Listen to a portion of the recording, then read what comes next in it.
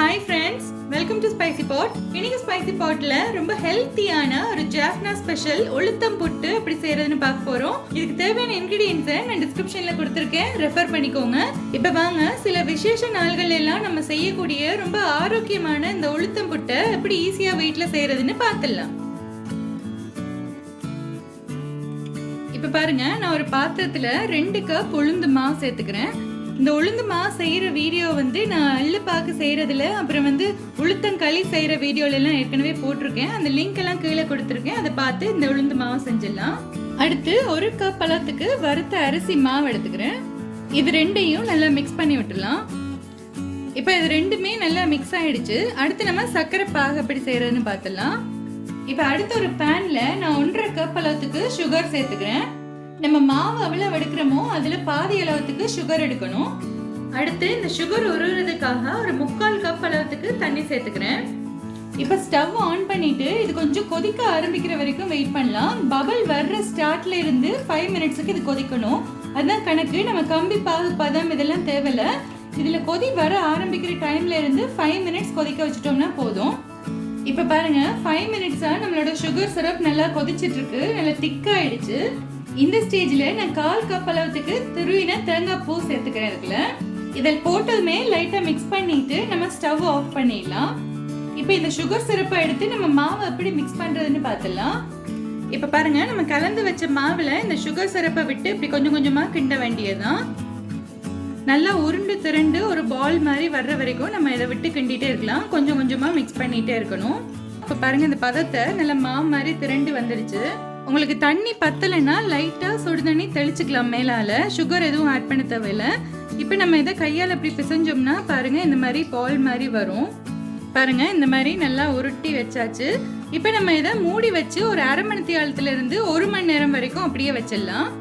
இப்போ பாருங்க, 1 மணி நேரம் கழிச்சு நம்ம இதை ஓப்பன் பண்ணிடலாம். பாருங்க, இது மா நல்லா சாஃப்டா இருக்கு. சில நேரத்துல தண்ணி பத்தலைன்னா நீங்க இப்ப கூட லைட்டான வார்மான தண்ணி விட்டு பிசைஞ்சுக்கலாம், ஒன்றும் பிரச்சனை இல்லை. இப்போ இதுல இருந்து கொஞ்சம் சின்ன சின்ன சைஸ் பாலை எடுத்து நல்லா கையில வச்சு இப்படி உருட்ட வேண்டியதில்லை. இந்த கூட கொஞ்சம் பெருசா தான் இருக்கு. இந்த அளவுக்கு எடுத்து இப்படி கையால நசிச்சு அன்னீவனா தான் இருக்கணும். அந்த மாதிரி இப்படி போட்டு விட்டுடலாம். எல்லா மாவையுமே இந்த மாதிரி குட்டி குட்டி பாலா ரெடி பண்ணிடலாம். இப்ப பாருங்க, நம்ம பிசைஞ்சு வச்ச எல்லா மாவையுமே நான் இந்த மாதிரி சின்ன சின்ன அன்னீவன் பால்ஸா உருட்டி வச்சிருக்கேன். இது ஏன் அன்னீவனா உருட்டணும்னா, நம்ம இது மேல தேங்காய் பூ போட்டு பெரட்ட போறோம். ஈவனா இருந்துச்சுன்னா அது மேல தேங்காய் பூ அவ்வளவா ஒட்டி பிடிச்சிக்காது. அன்னீவனா இருந்துச்சுன்னா தான் அந்த கேப்ஸ்ல இந்த பள்ளத்துல எல்லாம் அந்த தேங்காய் பூ நல்லா ஒட்டும். அதுக்காக தான் இதை நான் அன்னீவனா இப்படி உருட்டி வைக்கணும்னு சொன்னேன். இப்ப பாருங்க, ஒரு பெரிய பாத்திரம் வச்சிருக்கேன் உருட்டி எடுக்கிறதுக்காக. இதுல 1/2 கப் அளவுக்கு தேங்காய் பூ சேர்த்துக்கிறேன். இதுல நான் ஃபுல்லா இப்ப போட போறது இல்ல. ஒரேசா போட்டா அவிக்க முடியாது, தேங்காய் பூவும் சரியா ஒட்டாது. அதனால அரைவாசி மட்டும் இதுல எடுத்துக்கலாம். இதை நல்லா இந்த மாதிரி கை வச்சு இப்படி இப்படி பிரட்டி விட்டுருவோம். தேங்காய் பூ நல்லா இதுல ஒட்டுற மாதிரி வரணும். பாருங்க, இப்போ எவ்வளவு அழகா இது மேல இந்த மாதிரி தேங்காய் பூ கோட் ஆகிருக்குன்னு. இதுதான் நம்மளுக்கு வேணும். இதுதான் கரெக்டான மெத்தட். இன்னைக்கு நான் இதை வேக வைக்கிறதுக்கு இந்த மாதிரி ஒரு ஓலைப்பட்டி ஒன்று யூஸ் பண்றேன். உங்ககிட்ட ஓலைப்பட்டி இல்லைன்னா பரவாயில்ல, இட்லி தட்டுல போட்டு நீட்டா வேக வச்சுக்கலாம். இட்லி தட்டுல ஒரு துணி விரிச்சு அது மேல இதை போட்டு வேக வச்சுக்கலாம். நான் இன்னைக்கு இந்த ஓலைப்பட்டியில புட்டு வேக வைக்கிற மாதிரியே வேக வைக்க போறேன். பாருங்க, இந்த ஓலைப்பட்டியில இதை ஃபில் பண்ணியாச்சு. நம்ம இப்போ இதை வேக வச்சிடலாம். இப்ப பாருங்க, ஒரு பானையில தண்ணி வச்சு நல்லா கொதி வந்துட்டு இருக்கு. இது மேல நம்ம இந்த ஓலைப்பட்டியை வச்சிடலாம். அடுத்து இது ஒரு மூடி போட்டு இந்த மாதிரி மூடி விட்டோம்னா அது அழகா வெந்துடும். ஒரு 10 நிமிஷம் இதை வேக வச்சு எடுத்துடலாம்.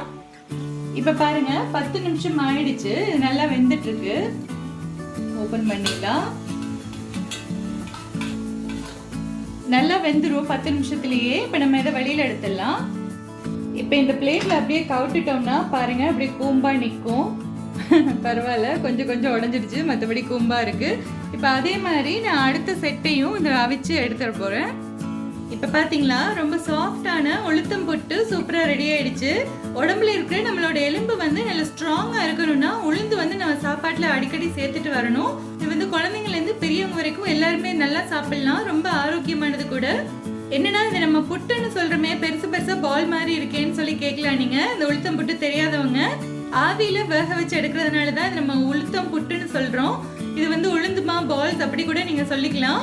இந்த ரெசிபி உங்களுக்கு பிடிச்சிருந்துச்சுன்னா என்னோட சேனலை சப்ஸ்கிரைப் பண்ணுங்க, மறக்காம கமெண்ட் பண்ணுங்க, அப்படியே உங்க ஃப்ரெண்ட்ஸ் அண்ட் ஃபேமிலி கூட ஷேர் பண்ணுங்க. நன்றி.